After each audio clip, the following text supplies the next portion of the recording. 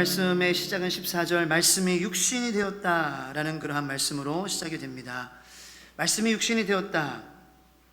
이것은 굉장히 깊이 있는 말씀이고 진리의 말씀이고 능력의 말씀이에요. 말씀이 육신이 되었다. 하나님이 말씀이시죠, 그죠? 태초에 하나님께서 천지를 창조하시니라. 그런데 뭐로 창조하셨어요? 말씀으로 창조하셨어요. 요한복음 1장 1절에는 태초에 말씀이 계시니라. 그 말씀은 하나님이요, 그 말씀은 공허와 혼돈과 흑암을 물리치고 질서와 만족과 빛을 가져다주는 그러한 말씀입니다. 근데 그 말씀이 육신이 되어 우리의 삶 가운데에 임하셨다라는 이 말씀이에요. 이게 오늘 14절 말씀의 이 전반부의 말씀인 거예요. 이 14절 말씀의 이 전반부, 이 초반부의 말씀이 이게 얼마나 깊이 있는 말씀인지, 또 우리가 얼마나 간과하는 말씀인지 제가 이 말씀을 어떻게 설명할까 고민하고 또 고민했습니다. 일단은 원어를 찾아봤어요. 그래서 말씀이 육신이 된다.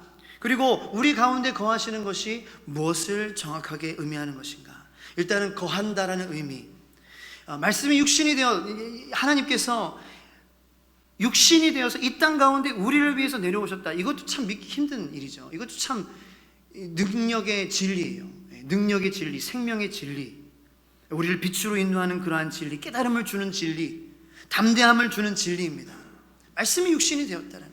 하나님이 우리를 위해서 인간으로 오셨다는 거예요. 자, 그런데 우리 가운데 왜 오셨습니까? 거하시기 위해서 오셨다라는 거예요. 거하다라는 말을 이 원어로 헬라어로 보니까 스키나오라는 말입니다.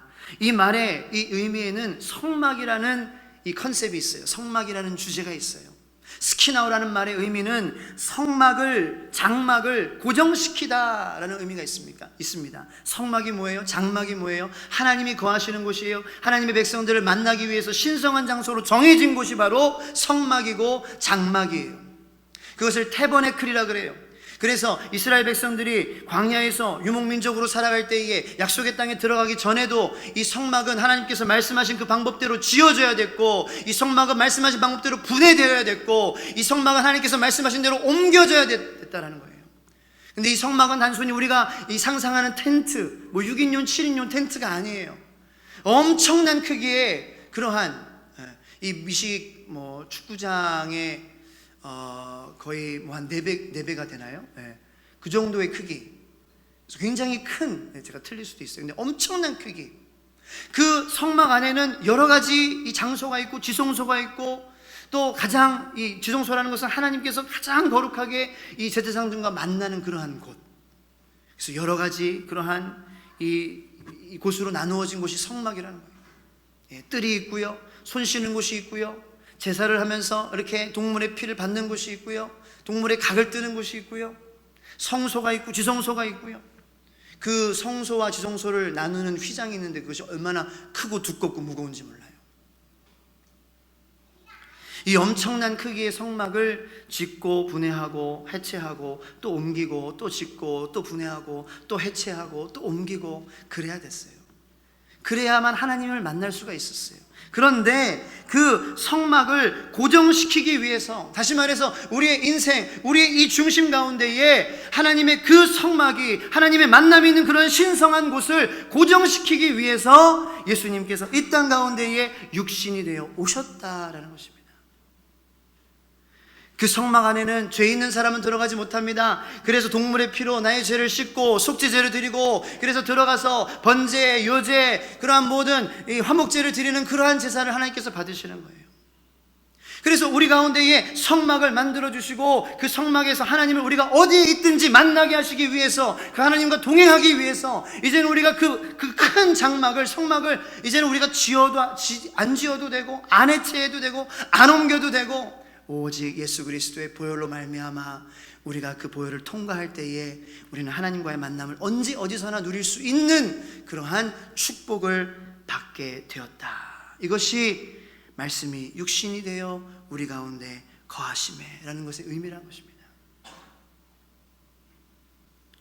우리의 신앙생활이 왜 어려울까요? 왜 우리가 의심하고, 왜 우리가 비참해지고요, 왜 우리가 마음에 이기적인 마음, 왜 우리가 사랑하지 못할까요? 왜 우리가 용서하지 못할까요? 왜 우리 하나님 말씀대로 사는데 왜 이렇게 어렵고 힘들까요? 왜 우리가 세상에 그러한 유혹에 우리의 마음이 걸리게 되고, 왜 우리가 마음을 하나님께로 온전히 정하지 못하고 우리가 반은 세상에, 반은 교회에, 반은 세상의 그러한 욕정에, 반은 하나님을 향한 마음에 우리의 마음이 미지근해져서 신앙생활에 재미없을까요?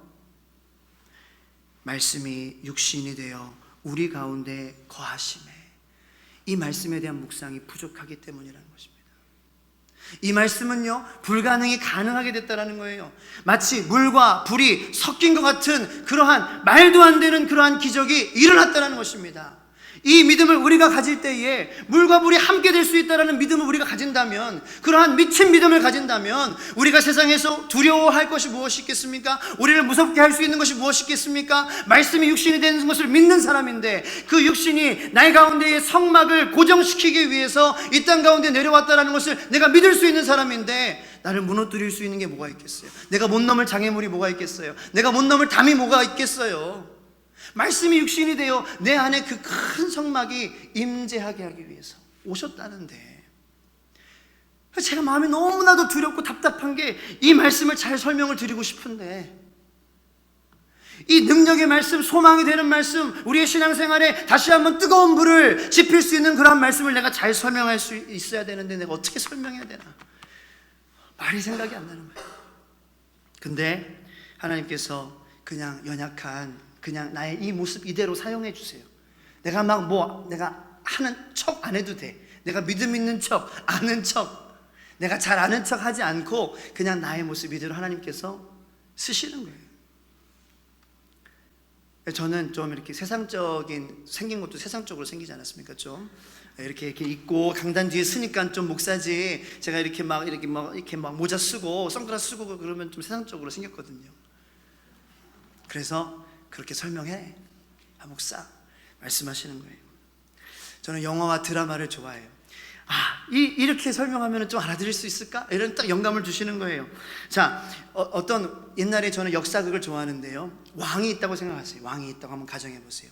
우리나라에 옛날에 조선시대에 왕이 있는데, 이 왕은 좀 특이한 왕이야. 젊은 왕이야. 개혁적인 왕이야. 백성을 생각하는 왕이야. 백성을 사랑하는 왕이에요. 그래서 왕위에 딱 등극했는데 백성들이 힘들어하고 눈물 흘리고 병 때문에, 기근 때문에 막 민중의 그러한 마음이 막 흐트러져 있고 막 어려워하는 그런 가운데 이 왕이 고민하는 거예요. 내가 이 궁실에, 이 왕궁에 있어서는 안 되겠다. 내가 밖에 나가서 우리 백성들이 왜 눈물 흘리는지, 왜 아파하는지, 왜 병들어서 죽어가고 있는지 내가 알아야 되겠다. 그러한 장면 본 적 있으시죠? 그래서 내가 이 일반 평상복을 입고 나가는 거예요. 내가 백성들을 보고 직접 눈물을 닦아주고, 내가 직접 위로해주고, 문제가 무엇인지 내가 파악해봐야 되겠다. 내가 그냥 단순히 보고받는 걸로 내가 그렇게 여기 앉아서 있을 수가 없어. 내 백성들이 울고 있는데. 그 옆에서 좌회정이, 전하 통축하여 주시옵소서, 옥체를 보존하여 주시옵소서, 나가시면 안 됩니다. 그러죠, 그죠? 꼭 그런 사람이 있어요. 그러면 왕이 또 멋있는 말을, 아니요, 짐은 백성이 행복해야 내가 행복한 것이요. 전하, 나가요. 이런 거 다 보셨을 거예요. 그래서 이제 양반 옷을 입고 전혀 왕이라는 것을 상상하지 못하는 모습으로 나가는데, 혼자 나가진 않습니다. 호위무사가 있어요. 한 두 명 정도. 그래서 말을 타고 이렇게 투둑투둑 가는 거예요. 그래서 한 마을에 딱 가게 됩니다. 근데 그 마을이 전염병과 기근과 흉년으로 사람들이 굶어 죽어가고, 말라서 죽어가고, 아이들이 못 먹어서 죽어가고, 그리고 너무 흉측하게 그런 그 상황까지 가면은 막 서로 막 인육도 먹고 막 그런 막 잔인한 상황이 벌어지고 있는 거예요. 왕이 너무나도 마음이 아파서, 이 백성들을 내가 이렇게 모르고 나는 그냥 왕국에서 고기만 먹고 채소만 먹고 나만 그냥 이렇게 잘 먹고 잘 살았네 하면서 갖고 있는 그런 엽전들 같은 걸 다 꺼내가지고 의원들 동네에 있는 불러가지고, 야, 얘네들을 고쳐줘라 하면서 쌀을 갖고 와라. 근데 그걸로 안 되는 거예요. 근데 사람들은 막 도움 받으니까 막 좋아가지고, 와, 누구셔? 귀인이 왔나 봐. 그래서 이제 왕이 도저히 안 되겠다. 그래서 이제 딱 말하기로 결심한 거야. 내가 왕이요. 근데 여러분들, 내가 더 도울 수 있어요. 여러분들 지금 계속 문제가 있는데, 계속 병이 돌고 있는데, 계속 못 먹고 있는데, 내가 왕국에 돌아가서 모든 그러한 필요한 의원들과 쌀과 모든 그러한 물품들을 다 가지고 오겠소. 여러분들, 내가 다음날 날이 아침 밝으면 내가 갈 테니까 좀만 기다려 주시오. 그리고 이제 잠들었는데 사람들이 이 왕을 잘 때에 딱 죽여버린 거예요. 호위사들도 다 죽여버리고. 예. 이게 제 상상의 영화예요. 예. 오해하지 마시고. 이런 영화는 어디서 본 것 같아, 근데. 그죠? 여러분들 좀 이해가 가셨습니까? 어떻게 설명해야 되지? 어떻게 이 요한복음 1장 14절 이 전반부의 능력의 말씀, 우리에게 능력이 되고 생명이 되고 우리의 신앙생활에 다시 한번 기쁨과 회복과 치유함을 다시 한번 우리에게 부어줄 수 있는 그러한 말씀의 능력이 어떻게 설명이 될까요? 제가 이 마을 사람들의 모습과 같더라고요. 내가 그걸 믿지를 못하는 거야. 믿지를 못하니까 내 마음에 의심이 들고 폭력적인 마음과 죽이고 싶은 마음이 들고 미워하고 싶고 의심하고 회의하게 되고 조롱하고 웃고, 왕인데, 당연히 왕인데 그 왕을 죽이기까지 하는 그러한 마음을 제가 가지고, 이거 내 신앙생활이 재미없죠. 비참하죠. 그런데 그런 폭력적이고 믿음 없고 포악하고 상처 주는 모습, 그것이 우리의 모습인데 그 말씀이 육신이 되어 우리 가운데 거하심에 이것을 믿지 못하니까 벌어지는 일이 아니겠습니까? 사랑하는 성도 여러분들, 여러분들의 신앙생활에 기쁨이 없습니까? 비참합니까? 치유와 회복과 성장과 온전하게 되는 생명을 누리는 기쁨이 없습니까? 믿으시기를 축원합니다. 말씀이 육신이 되어 이 땅 가운데에 우리 가운데 거하심에, 그것을 믿으셔야지 살 수 있는 거예요. 믿으셔야지 회복되는 거예요. 믿으셔야지 즐거워질 수, 웃을 수 있는 거예요. 당장 제가 이 호위사는 반대로 믿음이 있는 자들이에요. 이 호위무사들을 보면은 뭔가 멋있어.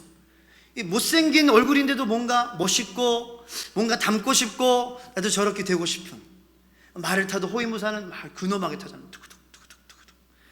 눈도 다 굴리면서 매 눈으로, 그리고 어떤 위험이 다가왔을 때 민첩하게 왕이여 피하소서 이렇게 하는 그러한 영적인 민첩함도 갖고 있고, 다 주변의 상황을 다 이렇게 읽을 수 있는 지혜를 갖고 있고, 그리고 내가 왕을 위해서 위험이 닥쳤을 때에 이 왕을 위해서 내 목숨을 바쳐서 싸우는 것보다 더 큰 영광은 없다라고 끝까지 두려워하지 않고 무서워하지 않고 용감하게 싸우는 맹렬한 호위무사, 그것은 믿음이 있는 자의 모습이라는 거예요. 우리가 볼 때에 닮고 싶고 존경하고 멋있고 나도 저렇게 되고 싶다라는 그러한 모습이 바로 믿음이 있는 호위무사 같은 모습. 저는 여러분들이 마을 사람들이 아니라 이런 호위무사 같은 믿음을 갖게 되기를 축원합니다. 이런 믿음을 가진 사람이 바로 세례 요한이었습니다. 오늘 본문 말씀에 나오는 세례 요한입니다. 이 세례 요한은 말씀이 육신이 된 예수님을 봤습니다. 15절 말씀 보겠습니다. 요한이 그에 대하여 증언하여 외쳐 이르되 내가 전에 말하기를 내 뒤에 오시는 이가 나보다 앞선 것은 나보다 먼저 계심이라 한 것이 이 사람을 가리킴이라 하니라. 요한, 사도 요한이 그에 대하여, 세례 요한에 대하여 말하는 거예요. 그는 증언하여 외쳐 이르는 자였다 라는 것입니다. 여기서 증언하다, 오늘 죄송한데 좀 원어, 두 번째 원어예요. 증언하다라는 그러한 원어는 말투레오입니다. 말투레오는 마터, 순교자의 단어를 파생하게 하는 단어입니다. 여기서 나왔어요. 마터라는 순교자라는 단어가. 다시 말해서 내가 순교할 수 있는 거, 내가 주님을 위해서 죽을 수 있는 거, 사도 바울이 고백했지 않습니까? 나는 매일 십자가에서 그리스도와 함께 죽노라. 내가 죽을 수 있는 것은, 내가 순교할 수 있는 것은 내가 나의 욕망과 내가 나의 어두움과 내가 나의 슬픔과 모든 그러한 상처들을 버릴 수 있는 것은 내가 주님을 봤기 때문이다. 내가 주님을 경험했기 때문이다. 내가 주님을 들었기 때문이다. 그게 마티레오의 뜻이라는 거예요. 내가 본 것, 들은 것, 경험한 것을 확인시키는 게 말티레오의 뜻입니다. 그것이 증언이에요. 그것이 증인의 삶이에요. 사랑하는 성도 여러분들, 여러분들이 증인으로, 증언으로, 증언하면서 증인으로 살아가야 되는데, 증인은 봐야 됩니다. 증인은 들어야 됩니다. 증인은 경험해야 됩니다. 그렇지 않고 증언하면 그것은 위증죄예요. 우리가 예수님을 보고 예수님을 들어야 되는데, 예수님을 경험해야 되는데, 우리가 믿지 않고 예수님에 대해서 어찌 말할 수 있습니까? 내 안에는 지금 예수님이 없는데 내가 예수 믿으라고 한다면 그거는 위증이라는 거예요. 저 여러분들이 위증죄로 곤란하게 되지 않게 되기를 축원합니다. 여러분들이 보아야 돼요. 여러분들이 믿어야 돼요. 여러분들이 들어야 돼요. 여러분들이 경험해야 돼요. 그것이 믿음의 구원의 능력, 믿음의 능력. 그것이 하나님의 은혜의 능력, 예수 그리스도의 구원의 능력이라는 것입니다. 세례 요한은 이걸 봤어요. 그러므로 증언했어요. 그러므로 증인의 삶을 살았습니다. 여러분들, 우리가 증인의 삶을, 사명의 삶을, 사명자로서, 증인으로서 삶을 살지 않으면 방황하는 삶을 살게 됩니다. 이 세상에서 방황하는 삶을 사는 것보다 더 비참한 건 없어요. 이 세상에서 행복한 것은 목적이 있는 삶을 사는 거예요. 사명감을 가지고 사는 거예요. 호위사가 왜 멋있습니까? 사명감이 있으니까. 나는 지금 죽어도 뭘 위해서 죽는지 아는 거예요. 저는 여러분들에게 그러한 사명감이 있게 되기를 축원합니다. 그러므로 나는 두렵고 무섭고 힘들고 어려워도 이 사명감으로 내가 항상 이겨낼 수 있는, 내 자리를 지킬 수 있는 그러한 믿음을 가질 수 있게 된다는 것입니다. 그게 오늘 본문 말씀의 처음 시작이, 말씀이 육신이 되어, 이 엄청난 말씀을 우리가 붙잡고 믿고 묵상하고 우리가 깨닫지 못한다면은 우리는 마을 사람과 같이 또 어떻게 언제 변해 왕을 죽이는 그러한 장본인이 될 수도 있는 그러한 비참한 인생을 살아갈 수도 있다는 것입니다. 세례 요한에 대한 오해가 세 가지 있었습니다. 첫 번째 오해는 세례 요한이 위대한 설교자였다. 근데 설교를 잘했죠. 강력하고 위력한 설교를 해가지고 광야에 사람들이 오기 이렇게 좀 꺼려하는 지역이고 힘든 지역인데도 사람들이 많이 몰려들었어요. 그는 세례를 베푸는 사람이었다라는 오해를 우리가 할 때도 있습니다. 물론 요단강에서 세례를 베풀었죠. 회개를 외치고 세례를 베풀었던 선지자였습니다. 심지어는 예수님에게도 세례를 주었고 그의 이름도 세례 요한이었어요. 재미있는 사실입니다. 그래서 그런 오해를 받을 만해요. 혹자는 세례 요한을 사회정의를 부르는 그러한 개혁가라고 얘기합니다. 틀린 말은 아니에요. 그 당시에 기득권의 이 권력의 정점이었던 헤롯 왕의 부도덕과 그 비리에 대해서 아주 명확하게, 정직하게, 떳떳하게, 바르게 얘기할 수 있는 단 한 사람이었어요. 그래서 그것이 결국 그가 머리가 잘려서 은쟁반에 받쳐지게 했던 것이죠. 그런데 우리가 세례 요한을 위대한 설교자, 세례 베푸는 사람, 사회개혁가 이렇게 정의할 수 있습니까? 아니에요. 그것들은 현상들이에요. 그것들은 세례 요한의 삶에서 나타나는 현상들 중에 하나일 뿐이지 그의 삶의 정의를 할 수 있는 본질이 아니고 그의 삶의 목표가 아니고 그의 삶의 꿈이 아니라는 것입니다. 그의 목적과 본질은, 사명은 오직 한 가지였어요. 예수 그리스도. 그는 몸으로, 삶으로 자기 생애 전체를 던져서 예수 그리스도에 대해서 이야기했습니다. 말했습니다. 선포했습니다. 증언했습니다. 그것이 세례 요한의 삶이었어요. 그는 사회 정의가도 아니요, 설교가도 아니요, 세례 베푸는 자도 아니었어요. 저는 목사입니다. 설교도 하니까 설교자이고요, 크리스찬이에요. 그런데 내가 이 세례 요한의 이 모습을 보면서 나를 적용해가지고 내가 질문하니까 답이 없더라고요. 세례 요한의 목적은 예수였는데 너의 목적은 예수뿐이냐? 아닌 거예요. 예수 말고도 다른 많은 마음들이 있더라고요. 편하게 살고 싶은 마음, 그냥 어느 정도까지 해서 그냥 이 정도까지 가서 어느 정도 안정을 누리면서 그냥 그렇게 좀 편하게 살고 싶은 마음, 인정받고 싶은 마음, 사람들에게 좋게 보이고 싶은 마음, 내가 하고 싶은 것도 방해 안 받고 좀 하고 싶은, 즐기고 싶은 마음, 그런 여러 가지 마음들이 있더라고요. 예수만 있지 않더라고요. 그런데 내가 이 자격이 있어서 설교를 하는 것이 아니라 이러한 세례 요한의 모습을 보고 우리가 함께 은혜 받자라는 거예요. 우리가 이런 세례 요한의 모습을 보면서 우리가 동경하고 존경하고 나도 세례 요한의 그러한 믿음을 갖고 싶습니다라고 말하는 이유가 뭐예요? 바로 세례 요한은 예수님께 미친 사람이었기 때문이라는 것입니다. 근데 우리는 미치지 않으려고 안간힘을 써요. 다른 것에 미치려고 해요. 우리는 우리 자리를 지키려고 노력을 합니다. 우리는 영향력을 지키려고 노력합니다. 우리는 지혜롭게 살려고 노력을 합니다. 우리는 인정받으려고 노력을 합니다. 우리는 이 정도 수준에서 이 정도 하면은 잘하는 것이지 하고 우리가 한계를 정해놓는 거예요. 그것을 넘지 않으려고 우리가 안간힘을 쓰는 거예요. 특별히 예수님에 미치는 것에 대해서, 예수님께 미치면 뭔가 패가망신하고 가정이 파탄나고 그런 것처럼 여기는 그러한 마음이 있어요. 그런데 우리가 잘 미쳐야 돼요. 세상에 미치면 그렇게 돼요. 이단에 미치면 가정이 파괴됩니다. 이단에 미치면 관계가 파괴됩니다. 이단에 미치면 모든 재정들도 파괴됩니다. 가진 그러한 소명들도, 달란트도 파괴됩니다. 술에 미치면 파괴되는 거예요. 섹스에 미치면 파괴되는 거예요. 도박에 미치면 파괴되는 거예요. 그런데 예수에 미치면 소망이 있어요. 예수에 미치면 가정이 하나 되는 것입니다. 예수에 미치면 그러한 세상 중독들이 끊어지는 것입니다. 예수에 미치면 관계가 회복되는 역사가 이루어지는 것입니다. 세례요한의 삶을 보세요. 세례요한의 삶이 파멸의 삶으로 갔습니까? 세례요한의 관계가 그러한 복잡한 이해관계에서 얽히고 설키고 이해 못하고 오해하고 증오하는 관계로 세례요한이 살았습니까? 사도 바울 생각해 보세요. 사도 바울도 예수에 미친 사람이었잖아요. 사도 바울의 삶이 비참했습니까? 어두웠습니까? 부정적입니까? 영향력이 없습니까? 세례 요한이 얼마나 많은 영향력을 가졌는데요. 고로 우리가 추구해야 될 답은 뭐냐? 신앙생활을 하는 이상 예수에 미치지 않고는 답이 없다라는 거예요. 저 여러분들이 예수에 미치기를 축복합니다. 예수밖에 없는 그러한 삶이 되기를 간절히 축복합니다.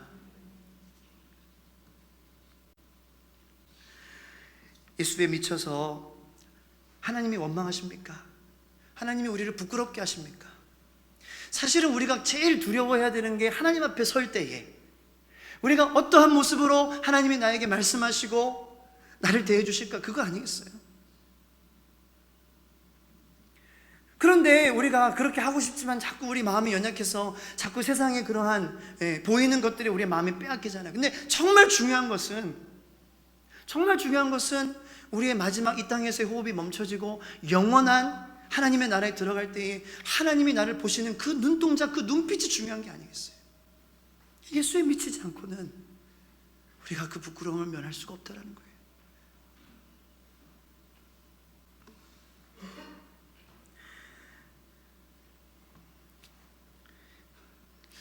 사진 한번 보여주시기 바랍니다. 여러분들 미치는 것을, 예수에 미치는 것을 두려워하는 마음 가지고 있잖아요. 지금도, 그죠? 그게 우리의 마음이에요.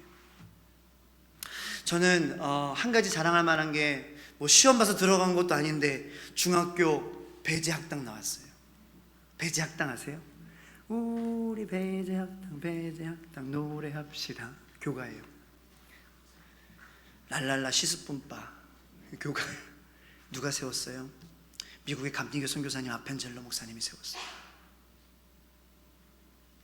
아펜젤러 목사님의 묘비입니다. 양화진 외국인 선교사 묘원에 다시 보여주세요. 1858년에 태어나셨는데 1902년에 우리나라에서 죽으셨어요. 돌아가셨어요. 순교하셨어요. 저기 밑에 글씨를 보시면은 선교 활동 중 목포 앞바다 전복된 배에서 한국 소녀를 구하려다가 당신이 익사하셨다. 왜 미국의 감리교 선교사님이 잘 살다가 우리나라에 와서 익사했어요? 왜 우리가 구해줘야 될 우리 딸을 이 아펜젤러 목사님이 왜 대신 돌아가셨어요? 예수에 미쳤어요. 이 예수에 미친 선교사님들 때문에 병원이 세워졌고요, 학교가 세워졌고요, 사회복지 그러한 시설이 기반이 마련됐습니다. 물론 우리나라에 훌륭한 예수님 안 믿는 사람들도 공헌한 사람들이 있지만 우리가 자신 있게 복음이 이 땅 가운데 전파되지 않았다면 지금 우리가 이러한 발전과 번영을 누릴 수 있다라고 말할 수 있는 사람이 누가 있습니까? 수많은, 다음 사진 보여주세요. 이런 아기들이 죽었어요. 하루 살자마자 죽은 애들도 수두룩 합니다. 저는 봤어요. 이 묘비들을. Our baby girl, 우리의 아기 딸. 우리는 예수에 미친 사람들의 역사에 존재하고 있습니다. 그런데 어찌 우리가 예수에 미치지 않으려고 노력하고 발버둥치고 우리가 만든 그러한 한계에서 넘어가지 않으려고, 예수에 미치면 우리가 손해보잖아, 우리가 세상에서 그런 기득권을 잡지 못하잖아, 우리가 약자가 되잖아, 우리가 을이 되잖아. 언제까지 우리가 이런 것만 걱정하고 있어야 되냐고요.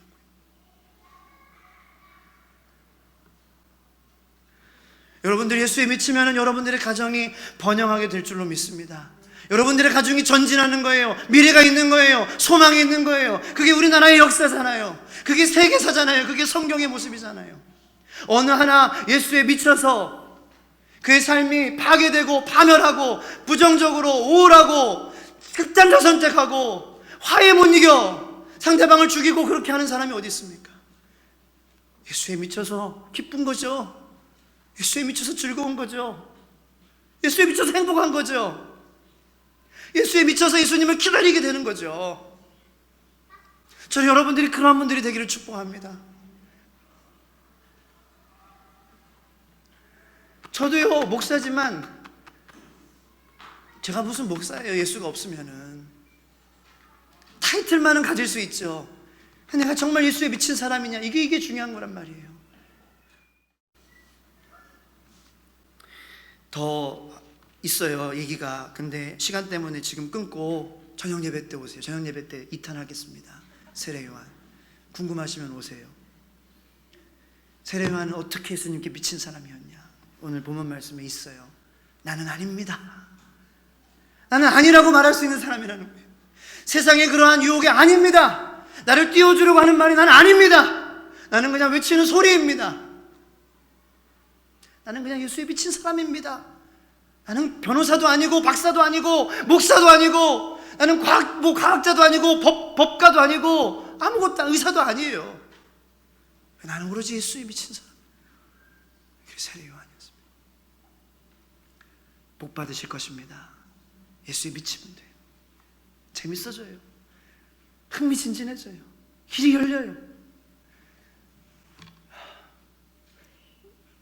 우리 교회의 목표입니다. 예수에 미친 사람 만드는 거. 가정이 하나 되고 관계가 회복되고 하나님과 기도하고 찬양하는 그러한 즐거움을 맛보는 정말 인생다운 인생, 만드신 목적을 달성하는 인생, 예수에 미친 우리가 될 때에 이루어지게 될 줄로 믿습니다. 기도하겠습니다. 하나님,